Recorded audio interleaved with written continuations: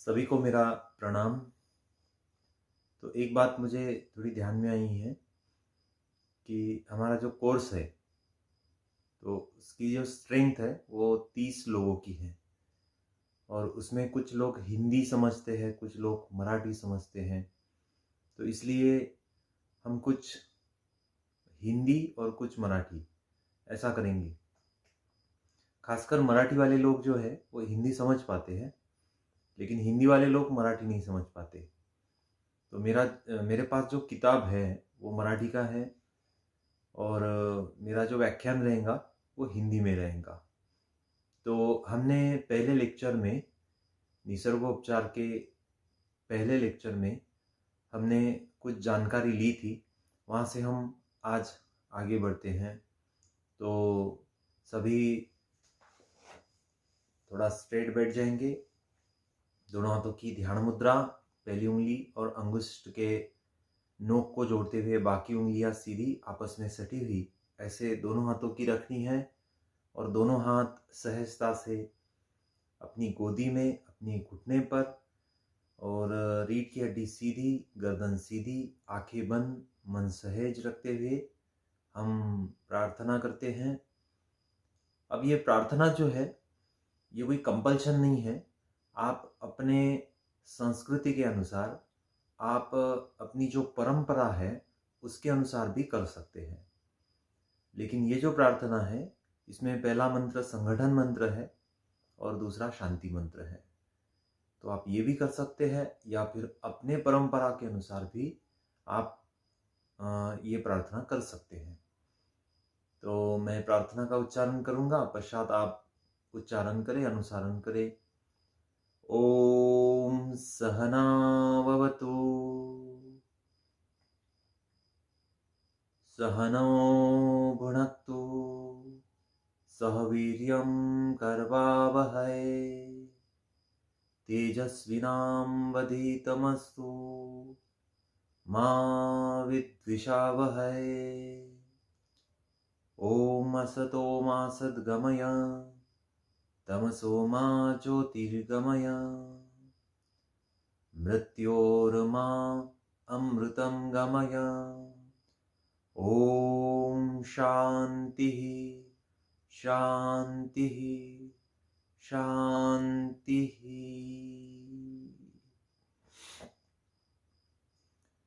जैसे हमें एक बात को समझना होगा कि ये जो पूरे विश्व की जो शक्ति है, तो उसके बहुत सारे पर्यायवाची शब्द है। कोई उसे ओम कहता है, कोई उसे आमीन कहता है, और कोई उसे ओमेन कहता है, या फिर इसके अलावा अन्य शब्द भी इस शक्ति के आते हैं। तो हम इस भूतला पर के सभी जो इंसान हैं, मनुष्य प्राणी जो है, वो एक शक्ति की उपासना करते हैं, है ना। कोई उसे ईश्वर भी कह सकता है, कोई उसे खुदा, अल्लाह, कोई उसे गॉड कह सकता है, कोई उसे वाहिगुरु कह सकता है, ईसा मसीह कह सकता है। तो बस हमें एक बात को समझना है कि इस नाम के पीछे जो शक्ति है, उस शक्ति की उपासना जो अदृश्य है, उस शक्ति की हमें उपासना करनी है। कोई उसे प्रकृति भी कहता है। तो हम जो नेचुरोपैथी में जो देखते हैं कि वो जो शक्ति है उसका एक नाम प्रकृति भी है, उसका एक नाम नेचर भी है। ठीक है, प्रकृति को ही नेचर कहा जाता है। और उस प्रकृति की और उस नेचर की ही उपासना हमें करनी है, और हमें प्राकृतिक उपासक बनना है, ताकि हम हमारे शरीर को, हम हमारे मन को बिल्कुल स्वस्थ रख सके, निरोगी रख सके। तो जो पहला लेक्चर मैंने आपको दिया था उसमें वो लेक्चर करीबन 33 मिनट्स का था। हर एक लेक्चर हमारा 30 मिनट का रहेगा। उसका एक कारण ये भी है कि रिकॉर्डिंग जो है वो 30 मिनट की इजीली हो जाती, अर्थात 1 घंटे की भी हो सकती है। लेकिन YouTube पर जो लिंक क्रिएट करनी होती है, तो वो अगर लेक्चर कम समय का रहे तो वो जल्दी हो जाती, और देखने वाले भी उसे ठीक से देख पाते हैं।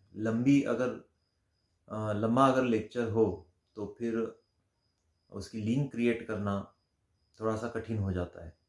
इसलिए हम 30 मिनट का एक लेक्चर रखेंगे और सप्ताह में वैसे तो बाय रूल 1 या 2 लेक्चर रहेंगे, लेकिन हो सका तो जितने अधिक से अधिक लेक्चर मुझसे रिकॉर्ड हो सके और उसकी लिंक क्रिएट हो सके उतना मैं आपको पोस्ट करते जाऊंगा। और आपने एक बात करनी है कि जो भी इस लेक्चर को देखेगा उसने थोड़ी प्रेजेंटी लगानी है कि मैंने फर्स्ट लेक्चर को सुना देखा, ऐसे उसने एक मैसेज अपने ग्रुप में डालना है ताकि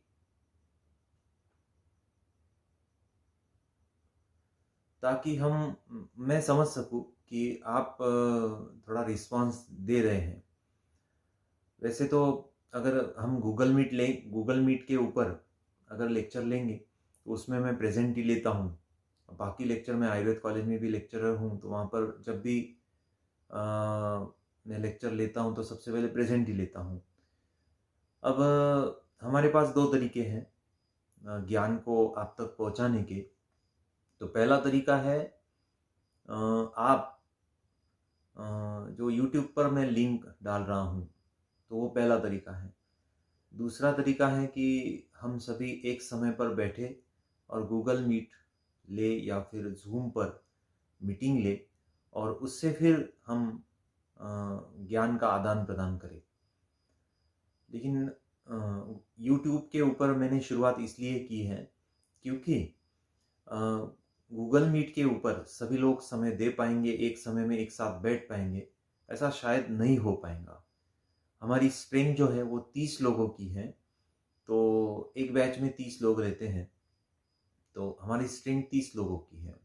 तो उसमें ये हो सकता है कि हमने अगर सुबह का समय तय किया तो सुबह के समय में अधिकतम लोग हो सकता है शायद 20 से 25 लोग आ पाएंगे, लेकिन फिर भी 5 लोग जो है उनके कुछ ना कुछ तो रीज़न हो सकते हैं। दोपहर के समय में लेंगे तो और स्ट्रेंथ घट सकती है, शाम के समय में लेंगे तो खासकर जो महिलाएं होती हैं वो उसमें से घट सकती हैं। तो ये ज़्यादा ठीक रहेगा। आपसे भी मैं राय मांगूंगा इसके ऊपर, आप भी इसके ऊपर मुझे थोड़ा सा एडवाइस करें कि YouTube के ऊपर लिंक करना, शेयर करना ठीक रहेगा या फिर एक साथ बैठकर गूगल मीट के ऊपर व्याख्यान देना, जो लेक्चर है वो देना ठीक रहेगा। अगर आप बोलेंगे कि गूगल मीट के ऊपर भी ये हो सकता है तो फिर वहाँ पर करेंगे, लेकिन बेटर वे मुझे ऐसा लगता है कि गूगल मीट के ऊपर जो हम मीटिंग करेंगे तो उसमें थोड़ा डिस्कशन होगा, उसमें लेक्चर नहीं होगा। तो सप्ताह में या 2 सप्ताह में एक बार गूगल मीट करेंगे ताकि आपके जो प्रश्न हैं, जो मैंने पढ़ाया है उसके ऊपर जो भी आपके प्रश्न क्रिएट होते हैं तो उसे सॉल्व करने का प्रयास हम उसमें करेंगे। अभी यूट्यूब के ऊपर अगर लिंक क्रिएट करते हैं तो उसमें फ़ायदा एक है कि कोई भी स्टूडेंट किसी भी समय में या अपने समय में जो खाली समय होता है उस समय में देख सकता है, क्योंकि जो भी एडमिशन्स आए हैं तो उसमें जो एज कैटेगरी है तो वो 18 से लेकर हो सकता है 70 साल तक ये कैटेगरी है। तो उसमें कुछ तो स्टूडेंट है, कुछ महिलाएं हैं जो गृहिणी हैं, कुछ ऐसे लोग हैं जो प्रोफेशनल है, वो सुबह 9 से लेकर 6-7 बजे तक अपना काम करते हैं। तो उनके लिए ये थोड़ा सा रिलायबल रहेगा कि उनको जब समय मिलेगा तो वो YouTube की लिंक को ओपन करके इस लेक्चर को सुन पाएंगे और जो सिलेबस है आपका वो पूरा कर पाएंगे। तो ये थोड़ा सा मेरा एक इन जनरल कहना था। तो हम आगे बढ़ते हैं, पिछले लेक्चर से हम आगे बढ़ेंगे। और एक बात मैं आपको बताना चाहूँगा कि हम जो DNYS के लेक्चर ले रहे हैं तो उसमें मैंने पहले इसमें कहा था कि 5 सब्जेक्ट है, एक्चुअल में वो 6 सब्जेक्ट है ना, 6 विषय आपको हैं। तो उसमें के 2 सब्जेक्ट जो है वो मेरे तरफ है, नेचुरोपैथी और योग। तो हम सबसे पहले नेचुरोपैथी को पढ़ रहे हैं। तो नेचुरोपैथी में हम कोडिंग ऐसा कर रहे हैं कि DNYS नेचुरोपैथी लेक्चर 1। अब ये जो लेक्चर अभी मैं दे रहा हूँ, डिलीवर कर रहा हूँ, तो ये DNYS नेचुरोपैथी लेक्चर 2 ऐसे रहेगा। मान लो अगर कोई प्रॉपरली लेक्चर नहीं देख पाता है तो वो कंफ्यूज नहीं होगा। लेक्चर 1, लेक्चर 2, लेक्चर 3 ऐसी सीरीज इसकी हम बना रहे हैं। तो उसमें आप फिर अगर कभी भी देखना चाहे, जो आप अगर मान लो आपने लेक्चर 1 नहीं देखा है तो आपके ही इसमें व्हाट्सएप ग्रुप में वो लिंक रहेंगी, आप जब चाहे तब उस लेक्चर को देख सकते हैं, सुन सकते हैं। ठीक है, तो ठीक है, हम आगे बढ़ते हैं। तो हमने देखा था कि निसर्गोपचार क्या है, नैसर्गिक जीवन पद्धती क्या है। तो निसर्ग उपासना, निसर्गाकडे परत जायचे तर निसर्गोपचार चिकित्सकांना, अनुयांना निसर्गाहून अधिक प्रगती करायची आहे। निसर्गाची पूजा व उपासकांचा प्रगतीचा अंतिम बिंदू आहे। तर निसर्गोपचाराचे समर्थक प्रकृती व संस्कृती, निसर्ग आणि कला भूतकाल व भविष्यकालाच्या परस्पर विरोधी व तरी एकमेकांना पूरक अशा तत्वांचा समन्वय करण्याची धडपड करतात। संस्कृतीची आजपर्यंतची प्रगती ते निरुपयोगी समजत नाही, तरीही त्यामुळे आलेल्या विघातक, दूषित व विनाशक तत्वांचा त्याग करावा अशी त्यांची शिफारस आहे। तो हम आजकल देख रहे हैं कि हमारा जो लाइफस्टाइल है वो बहुत बिगड़ते जा रहा है। बहुत से लोगों को ये पता ही नहीं है कि आज का जो हमारा लाइफस्टाइल है वो बिगड़ते जा रहा है, क्योंकि जब तक उन्हें रोग नहीं होता है, जब तक उन्हें उनकी लाइफस्टाइल से तकलीफ नहीं होती है, तब तक वो इस बात को समझ नहीं पाएंगे। क्यों नहीं समझ पाएंगे? क्योंकि बहुत से लोगों की धारणा ये रहती है कि जो मैं खा रहा हूँ उससे मुझे जब तक तकलीफ नहीं है, दर्द नहीं है, कहीं पर रोग नहीं है, तब तक वो इस बात को मानने के लिए तैयार नहीं होंगे कि जो हम कर रहे हैं वो कुछ तो भी अगेंस्ट नेचर कर रहे हैं, है ना, नेचर के खिलाफ कर रहे हैं, ऐसा वो समझेंगे नहीं। तो नेचुरोपैथी का यही एक फायदा है कि जब हम नेचुरोपैथी पढ़ते हैं तो जिन बातों को हम ठीक समझते हैं, है ना, गलत नहीं समझते हैं, ठीक समझते हैं, तो वो बातें हमारे ध्यान में आ जाती है और हम खुद हमारे लिए एक डॉक्टर बन जाते हैं, है ना। इस कोर्स में थोड़ा सा एडवर्टाइज में ये भी कहा है कि आप खुद के डॉक्टर खुद बने। सबसे पहले तो यही आवश्यकता है समाज में कि वो खुद का डॉक्टर खुद बने। तो सबसे पहली बात मैं इसके बारे में कहना चाहूँगा कि हम जो भी खाते पीते हैं, है ना, जो भी पेट में डालते हैं, तो एक बात ध्यान में रखना कि ये जो खाना पीना है ये मात्र और मात्र रस के लिए, रसपान के लिए नहीं है।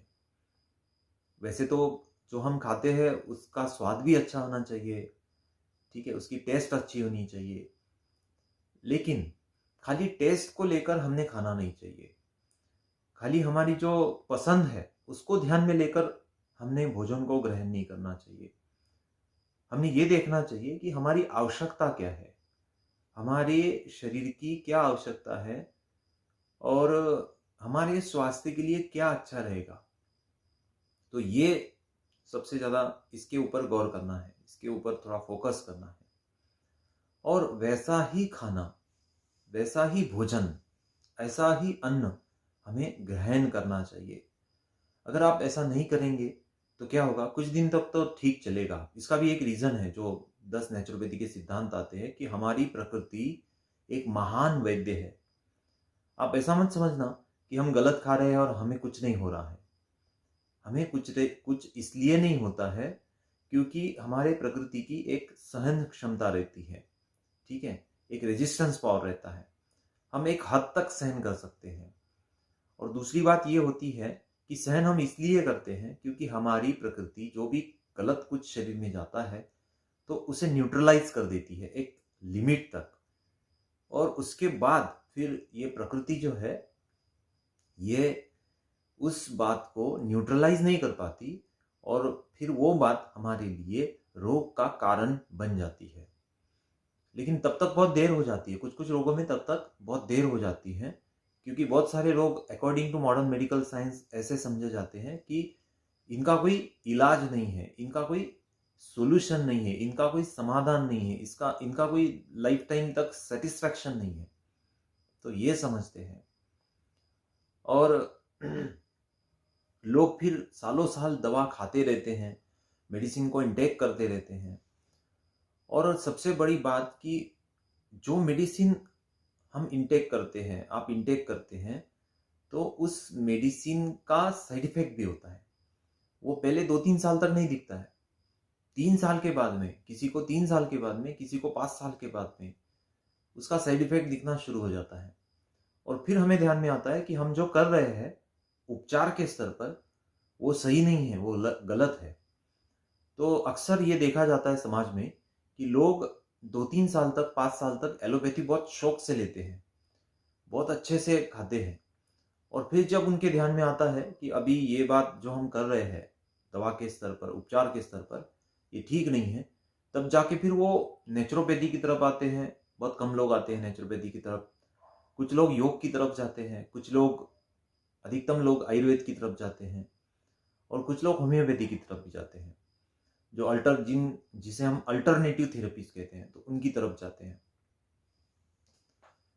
लेकिन तब तक देर भी होती है, कुछ लोग बहुत अच्छे से रिवर्स भी हो जाते हैं, आयुर्वेद से रिवर्स हो जाते हैं, नेचुरोपैथी से हो जाते हैं, लेकिन योग से हो जाते हैं। लेकिन मेरा कहना यह है कि अगर आप अंतिम समय में जिस पैथी को चुनते हैं, अगर आप पहले स्टेप में उस पैथी को अगर चुनेंगे, तो ये बात अच्छी रहेगी। आपके शरीर का नुकसान भी नहीं होगा, आपका ऑर्गन भी खराब नहीं होगा, हो सकता है फेल्योर नहीं होगा, और आप बहुत सारे रोगों से, बहुत सारे कॉम्प्लिकेशन से आप बच जाएंगे। मेडिसिन्स खाने से, स्पेशली एलोपैथी मेडिसिन्स खाने से उसका कॉम्प्लिकेशंस होता है, और ये जो कॉम्प्लिकेशंस है ये कभी कभी इरिवर्सिबल होता है, उसमें चेंज नहीं आता है। तो इसलिए क्या करना है कि जो भी इवोल्यूशन हो रहा है नेचुरोपैथी में, ये स्पेशली हम कहते हैं कि जो भी इवोल्यूशन हो रहा है, जो भी हम उन्नति के स्तर पर देख रहे हैं, वो सभी हमारे स्वास्थ्य के लिए अच्छा है, ऐसा मान के ना चले।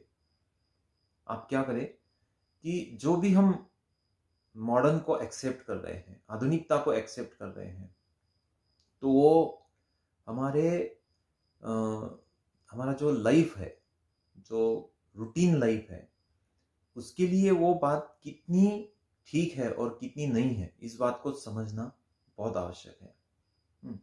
जैसे हम थोड़ा सा एग्जाम्पल के लिए मैं आपको थोड़ा बताऊंगा कि अगर हम किचन में जाते हैं, स्पेशली हमारा जो सब्जेक्ट है वो किचन ही रहेगा, है ना, हमारा जो हम जहाँ पर खाना बनाते हैं, तो वही हमारा उसके ऊपर ही हमारा ज़्यादा बोलना रहेगा। अगर हम किचन में गए तो वहाँ पर एक बात को अगर हम समझेंगे तो आपको समझ में आएगा कि जो हम इवोल्यूशन करते जा रहे हैं, वो इवोल्यूशन खाली दिखने के लिए अच्छा है, लेकिन हमारी प्रकृति के लिए वो अच्छा नहीं है। तो एक बात को लेंगे हम, जैसे कुकर, है ना, बर्तन को लेंगे, तो कुकर, अधिकतम घरों में जो कुकर है वो तो एल्यूमिनियम से बने हैं। जो मेटल है कुकर बनाने के लिए वो एल्यूमिनियम यूज़ किया हुआ है। तो मैं आपको बताना चाहूँगा कि इससे पहले थोड़ा सा अगर हम 100 साल या 1.5 साल पहले अगर पीछे चले जाते हैं, तो तब घरों में, मैं जब छोटा था तो मेरे घर में भी मिट्टी के बर्तन इस्तेमाल किए जाते थे, मिट्टी के बर्तन। अब जब मैं छोटा था तो मैं जब दाल और चावल खाता था तो वो चूल्हे पर, और पहले थोड़ा है ना, मैं थोड़ा सा खेड़े में, मेरा जो नेटिव है वो खेड़े में है, ग्रामीण एरिया में है, तो वहाँ पर चूल्हा था और उसके ऊपर फिर दाल चावल बनता था। कम से कम दाल चावल तो मटके में ही बनाते थे, मिट्टी के बर्तन में बनाते थे। तो कुछ सालों तक वो चलते रहा, उसके बाद में फिर कुकर आया, फिर एल्युमिनियम के बहुत सारे बर्तन आए, फिर उसमें खाना बनाना शुरू हो गया। और अगर मैं नेचुरोपैथी नहीं पढ़ाता था, अगर मैं योग को नहीं जानता था और मैं आयुर्वेद की तरफ नहीं आता, तो फिर मुझे ये बात शायद कभी पता नहीं चलती कि एल्युमिनियम के जो बर्तन हैं वो स्वास्थ्य के लिए हानिकारक है, और स्पेशली बर्तनों में जो कुकर है वो उससे भी ज़्यादा हानिकारक है। अब जब कुकर में हम जब पकाते हैं खाने को, तो खाना पकता नहीं है, खाना गल जाता है। एक बात आप इसको ध्यान में रखें। अब ये जो मैं कह रहा हूँ, ये ऑन रिसर्च कह रहा हूँ, ठीक है। मैंने जो रिसर्च पढ़े हैं या जो देखे हैं उसके आधार पर मैं ये कह रहा हूँ कि कुकर में जो खाना बनता है, जैसे दाल और चावल ही बनाते हैं स्पेशली, तो जो दाल पकती है कुकर में वो पकती नहीं है, वो फूटती है ना। अब पकने में और फूटने में या गलने में क्या अंतर है? तो ये आपको व्यवहारिक स्तर पर ध्यान में नहीं आएगा, है ना।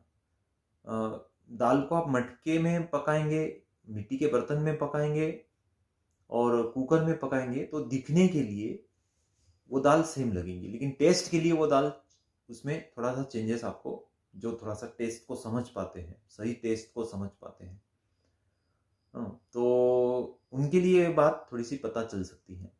लेकिन न्यूट्रिशन के बेस पर उसमें कितने माइक्रो न्यूट्रिएंट शेष है जो हमारे शरीर के लिए आवश्यक होते हैं, तो उसके स्तर पर ऑन रिसर्च बेस अगर हम कहना चाहेंगे तो ये कहा जाता है कि कुकर में जो अरहर की दाल पकती है तो उसमें मात्र 7% न्यूट्रिशन ही बचता है, और मिट्टी के बर्तन में जो दाल पकती है ना, तो उसमें पूरे के पूरे माइक्रो न्यूट्रिएंट्स शेष रहते हैं, जिस और जो हमारे शरीर का पोषण करते हैं।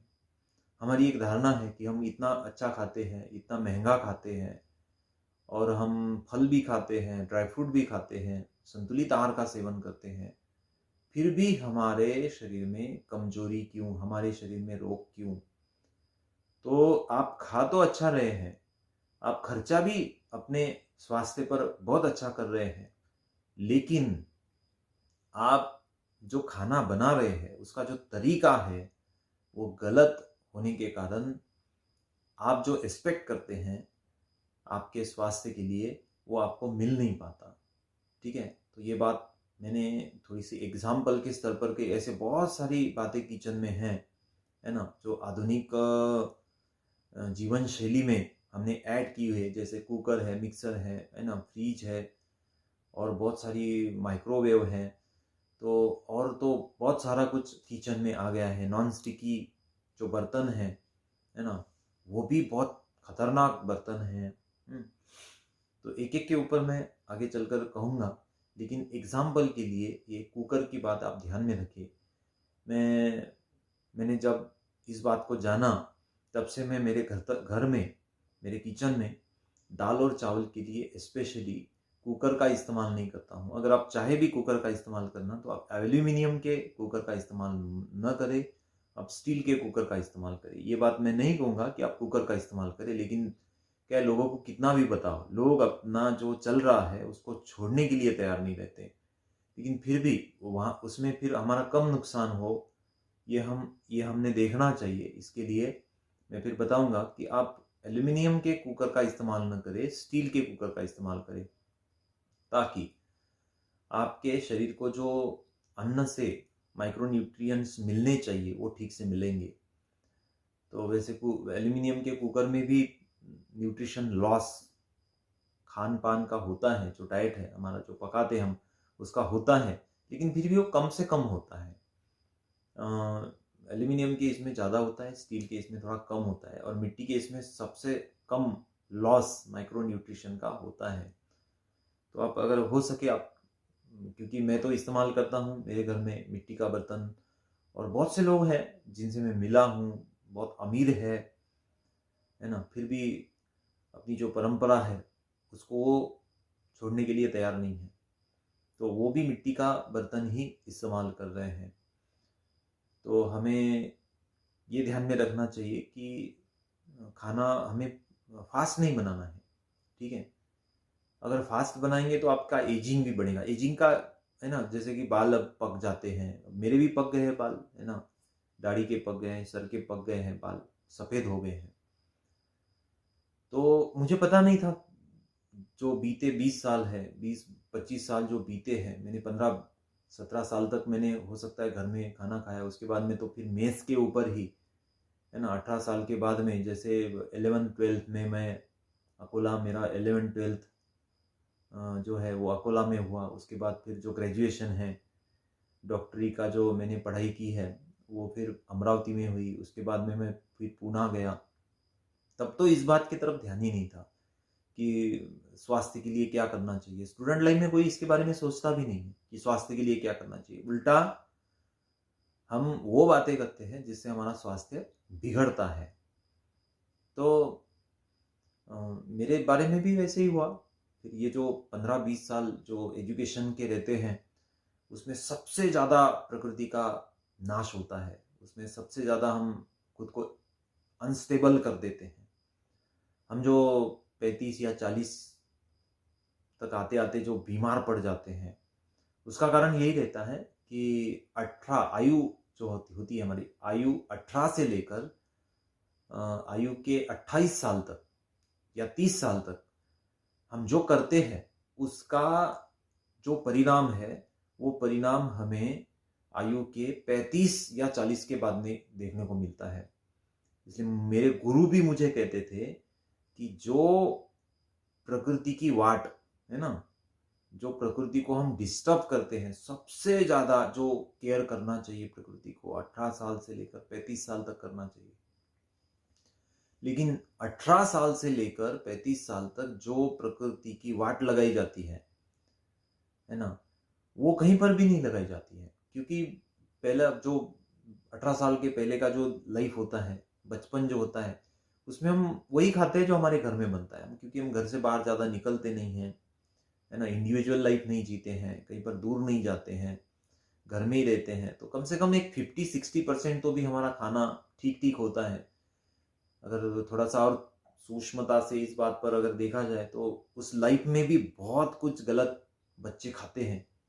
खासकर जो एक, है ना, हम क्या बोलते हैं उसे, डेली नीड का जो दुकान होता है, उसके ऊपर माता पिता जाते हैं और बच्चों के लिए बहुत कुछ लेकर आते हैं। इसके ऊपर भी मैं बात करूंगा। तो डेली नीड का जो दुकान है, उसमें जो भी मिलता है वो डेली नीड के लिए, वो नीड ही नहीं है डेली की, है ना, दिन की वो नीड ही नहीं है।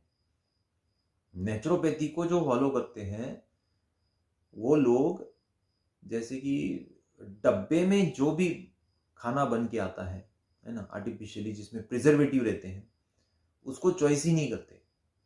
नेचुरोपैथी का साधक बनना, उपासक बनना, उसका एक दूसरा भी अर्थ है कि हम जो भी खाएंगे वो हमारे घर में बनेगा। अगर हम प्रोसेस करेंगे उस बात को, तो वो हमारे घर में बनेगा, हमारे किचन में बनेगा और नेचुरल तरीके से बनेगा, आर्टिफिशियली नहीं बनेगा, है ना। और जो भी हम बनाएंगे वो कम से कम प्रोसेस करके बनाएंगे, है ना, ज्यादा से ज्यादा प्रोसेस नहीं करेंगे। अब बहुत सारे टीवी चैनल है, उसके ऊपर इतने सारे प्रोग्राम्स खाने को बनाकर दिखाए जाते हैं कि है ना, इसमें ये मिलाएंगे, उसमें वो मिलाएंगे, और फ्राइंग पैन भी उनका नॉन स्टिकी होता है, वो तो और खतरनाक होता है। बर्तनों में अगर आपको बर्तन चाहिए तो मिट्टी के बर्तन सबसे पहले फर्स्ट चॉइस आपकी मिट्टी के बर्तन रहेंगे। सेकंड चॉइस जो है आपके पीतल के बर्तन रहेंगे। थर्ड चॉइस जो है वो बर्तनों में स्टील के बर्तन हो सकते हैं, वो अभी ज़्यादा अवेलेबल होते हैं और थोड़ा सस्ते में मिल जाते हैं, इसलिए मैं कह रहा हूँ। लेकिन अगर नहीं कहेंगे तो लोग उल्टा पुल्टा कुछ यूज़ कर लेंगे। एल्यूमिनियम के तो कभी यूज़ ही नहीं करने। अगर आपके घर में एल्यूमिनियम के बर्तन हैं तो निकाल के उसे फेंक दीजिए। मैं तो कहूँगा किसी को आप देंगे तो वो भी उससे फिर बीमार पड़ जाएगा और उसका जो पाप है वो आपको लग जाएगा। इसलिए हो सके तो वो दुकान में जाकर उसको बेच दो, ठीक है, जो भी मिलेंगे पैसे वो ले लो। क्योंकि मौत को बेचने का कोई रिटर्न नहीं मिलता, है ना। और हमने वो जो बेचा है वो मौत को हमने बेचा है, क्योंकि वो हमारी मौत का कारण वही है। आज जो लाइफस्टाइल हम जी रहे हैं, ये जो जितने भी रोग हम देखते हैं, तो वो हमारे लाइफस्टाइल, उसमें लाइफस्टाइल ही एक कारण है, ठीक है, लाइफस्टाइल एक कारण है, गलत लाइफस्टाइल और ध्यान में नहीं आ रही है, वो सबसे बड़ी हमारी माइनस पॉइंट है। वो ध्यान में नहीं आता है हमारे कि हम जो जी रहे हैं, जीवन को जी रहे हैं। जैसे कि लोग मीठा खाते हैं, और एक एग्जांपल मैं आपको बताऊंगा। अभी 30 मिनट कंप्लीट होते आ रहे हैं, लेकिन इस एग्जांपल को बताकर आज का लेक्चर में कंप्लीट करूंगा।